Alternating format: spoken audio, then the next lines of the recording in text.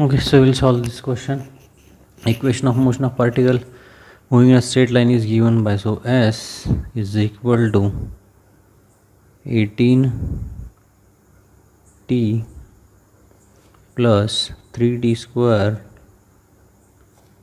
minus 2t cube. Okay, this given equation, so S in terms of t is given and we have to determine. So it is given S in distance is in meter and time is in seconds. Find velocity and acceleration at start. So we have to determine velocity and acceleration at start, means t equal to 0.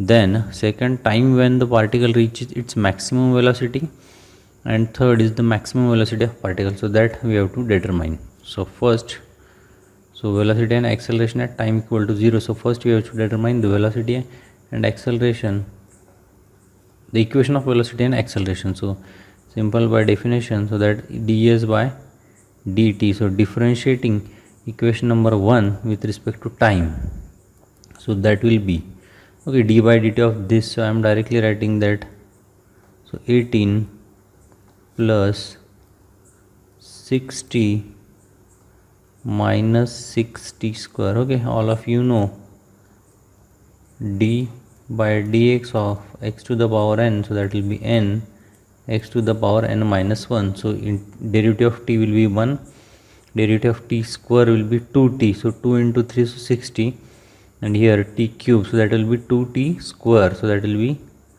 3t square, so that will be 6t square. Okay, so we get equation of velocity 18 plus 6t minus 6t square. Okay, we can name this as equation number 2. And for the acceleration, so again that will be dv by dt, rate of change of velocity with respect to time. So differentiating equation number 2 with respect to t, so 18 is a constant, so derivative of constant is 0 plus 6 minus 12t. So we get acceleration as 6 minus 12t. Okay, so we get acceleration as 6 minus 12t. So we have to determine velocity and acceleration at t equal to 0. So simply putting value of t equal to 0 in equation number 2 and equation number 3, so we get v at t is equal to 0 is equal to 18 meter per second, and acceleration at t equal to 0, so that will be equal to 6 meter per second square. So this will be answer for the first part. Okay, answer for the first part. And then solving for the second part, so that will be time when the particle reaches its maximum velocity. Okay, time when particle reaches its maximum velocity. So when particle reaches its maximum velocity, like if graph is like this, velocity is increasing, some maximum value is there, and then velocity is decreasing. So at this maximum value, the acceleration is equal to 0, because velocity will become constant for some time. At that maximum value, acceleration is equal to 0. So when we put acceleration is equal to 0 in this equation number 3, so 6 minus 12t is equal to 0, we get value of t is equal to, so that will be 6 divided by 12. Okay, value of that t will be equal to 6 divided by 12, so that will be equal to 1 by 2, so we can write 0.5 seconds. Okay, 0.5 seconds. So we have to determine the time when the particle reaches maximum velocity. So time when particle reaches maximum velocity is 0.5 second. Okay, and the third part, so the maximum velocity of the particle. So putting t equal to 0.5 in equation of velocity, so that will be v is equal to 18 plus 6 into 0.5 minus 6 into 0.5 square. Okay, so solving this, so velocity is equal to 18 plus 3 minus, so that will be 6 into 0.5 square. Okay, so solve it on the calculator, so that will be 6 into 0.5 square So that will be equal to 1.5. So answer for velocity, so 18 plus 3 is 21, 21 minus 1.5, so that will be 19.5 meter per second. Okay, that will be answer for the third part. Okay, that will be all for this numerical. So the motion of particle is given by, so acceleration in terms of time is given, so that will be t cube minus 3t square plus 5. Okay, then where is the acceleration is meter per second square and t is the time in second. The velocity of particle at t equal to 1 second is 6.25. okay, velocity is equal to 6.25 at t equal to 1 second, and the displacement is 8.8 meters. So s is equal to 8.8 meters at t equal to 1 second. Okay, calculate the displacement and velocity. So s is equal to question mark and v is equal to question mark at t equal to 2 seconds, at t equal to 2 seconds. So a in terms of t given, so we can name it as equation number 1. So from the relation a equal to dv by dt, okay, acceleration is equal to rate of change of velocity divided by time. So from this we can write a times dt is equal to dv. Okay, we can write dv is equal to a times dt, and by integrating both sides, so integration dv is equal to integration, so a, so that will be t cube minus 3t square plus 5 times dt.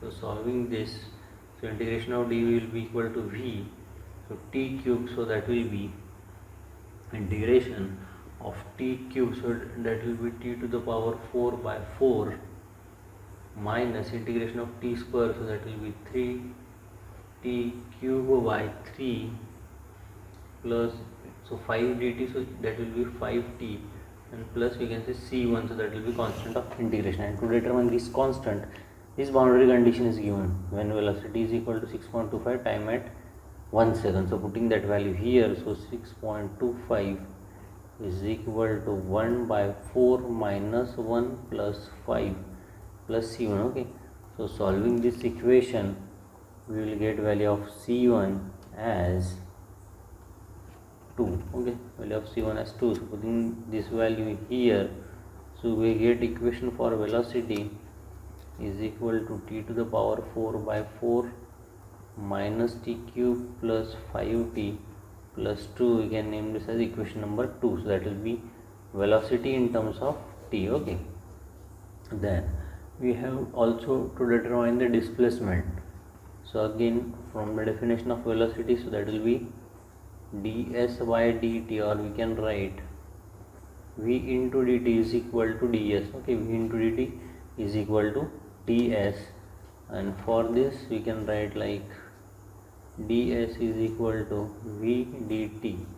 okay, so again integrating this, okay, so again integrating this, we can get the equation for displacement. okay, so like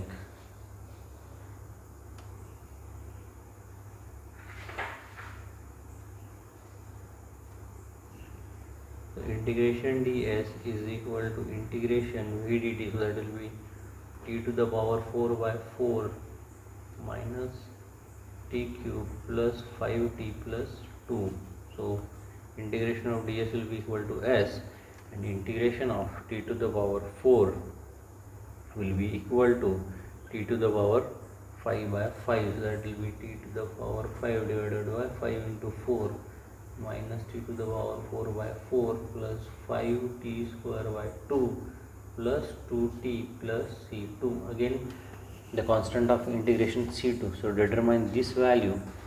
okay, this relation is given, so when time is 1 second, s is equal to 8.8 meter. okay, so putting this value in that equation, okay, putting that value, so that will be 8.8 is equal to, so 1 by 20 minus 1 by 4 plus 5 by 2 plus 2 plus c2. okay, so again solving this equation, we will get value of C2 as 4.5. Okay, 4.5. So putting this value in this equation again, so we get S is equal to t to the power 5 by 20 minus t to the power 4 by 4 plus 5t square by 2 plus 2t plus 4.5. Okay, then it is giving question determine the displacement and velocity at t equal to 2 seconds. We can name this as equation number 3. So putting t equal to 2 seconds in equation of velocity, so that is equation number 2, and equation of displacement, so that is equation number 3. So putting that, we will get our answer as velocity is equal to, okay, velocity as time is 2 seconds is equal to 8 meter per second, okay, and displacement when time is equal to 2 seconds as, so that will be 16.1 meter, okay, 16.1 meter. Okay, so that will be the final answer. Velocity is equal to 8 and displacement is equal to 16.5 meters.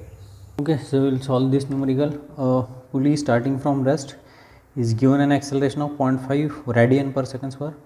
What will be its speed in revolution per minute at the end of 2 minutes? Okay, if it is uniformly retarded at rate of 0.3 radian per second square, in how many minutes the pulley will come to rest? Okay, so we can write the given data. So a pulley starting from rest, so that means initial velocity, so that means omega 0 of that pulley is given as 0. Okay, omega 0 is given as 0. Then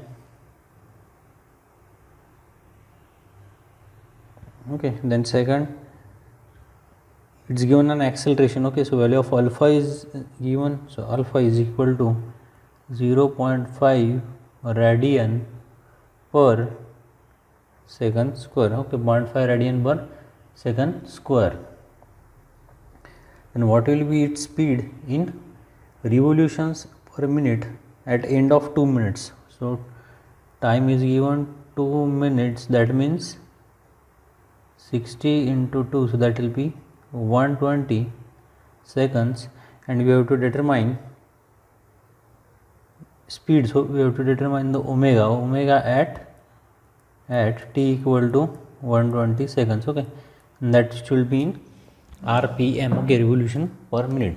Okay, so that will be the first part.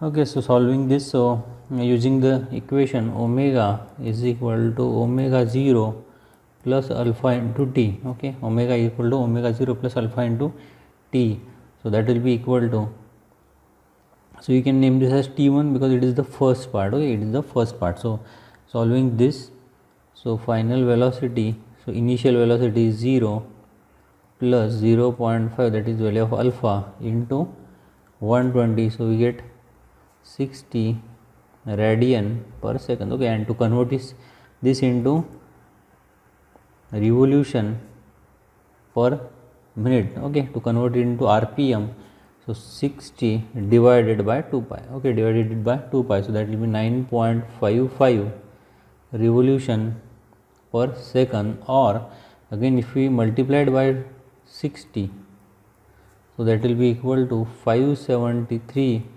revolution per minute. Okay, so that will be the first part. And in second part it is asked if it is uniformly retarded. Now this alpha, that will be retardation, so we will write it as negative 0.3 radian per second square. In how many minutes the pulley will come to rest? Now come to rest, so its final velocity will be 0. Now the initial velocity will be this. Okay, initial velocity will be 60 radian per second. Okay, initial velocity will be 60 radian per second, and the final velocity is equal to 0, and we have to determine the time for this. Okay, time for this. So again using that relation, so omega is equal to omega 0 plus alpha into t, we can say here t2, so that will be Now final velocity is 0, come to rest, so final velocity will be 0. So 60 plus alpha, so here minus 0.3 into T2, minus 0.3 into T2, so value of T2 solving this will be 200 seconds, okay, very simple numerical. Okay, if you have any difficulty you can comment it in the comment section.